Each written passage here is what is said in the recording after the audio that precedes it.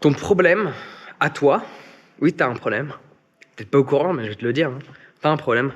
Ton problème, c'est que tu aimes tous les messages qui vont te dire ce que tu as envie d'entendre, mais que tu ne vas pas aimer tous ces messages qui ont pour but de te dire ce que tu as besoin d'entendre. Laisse-moi répéter ça. Sur les réseaux sociaux, à chaque fois, tu prends l'habitude, dès lors qu'il y a un discours qui correspond à ton idéologie, qui correspond à ce que tu souhaites, qui correspond à ce que tu as envie d'entendre, qui correspond à ton paradigme, tu vas aimer. En soi, alléluia, c'est bien. Mais dès lors qu'il va y avoir un discours qui va te bouleverser, qui va te remettre en question, qui va te challenger émotionnellement, que fais-tu? Pour les pires, tu mets dislike. Pour les moins pires, tu ne fais rien. Alors que tu devrais mettre j'aime.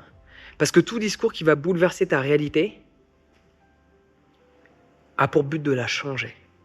Tout discours qui va te permettre de penser différemment, de remettre en question des croyances, de remettre en question des choses que tu fais, a un potentiel de changer ta vie qui est phénoménal. Donc fais en sorte de prendre l'habitude de ne pas vouloir ce que tu veux, mais vouloir ce que tu as besoin. De ne pas rechercher ce que tu veux, mais de rechercher ce que tu as besoin. Et tu vois, il y a très longtemps, lors de mes retraites spirituelles, je le fais plus aux gens, mais à une époque, quand je les faisais à l'étranger, j'obligeais les gens à lire L'homme qui voulait être heureux de Laurent Gounel. Et évidemment, on peut en retenir plein de leçons de ce livre. Je ne le mets pas au même niveau que L'Alchimiste, mais à un niveau assez élevé quand même.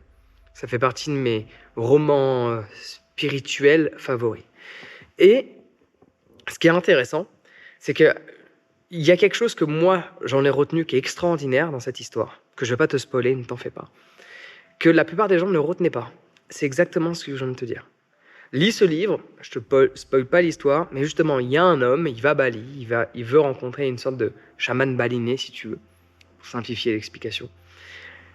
Et il veut quelque chose, il veut être heureux.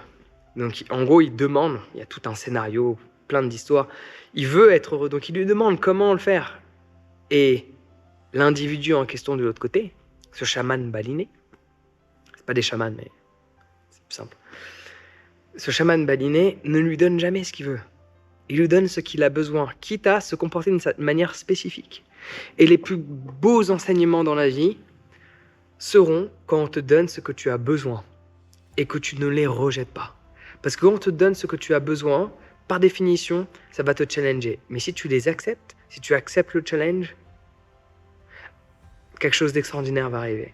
Et un des éléments indicateurs qui est pour vous, en fait, c'est quand on te donne une réalité où au fond de toi, tu sais que c'est une réalité, mais tu n'as pas envie de l'accepter. Tu sens que ça fait mal de l'accepter. Tu as l'impression qu'on te met une claque.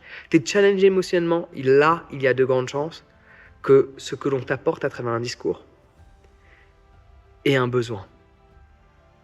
C'est comme, pour simplifier, imagine tu es confronté à un problème et le discours que tu as envie d'entendre, c'est « Ah, t'en fais pas, c'est pas de ta faute.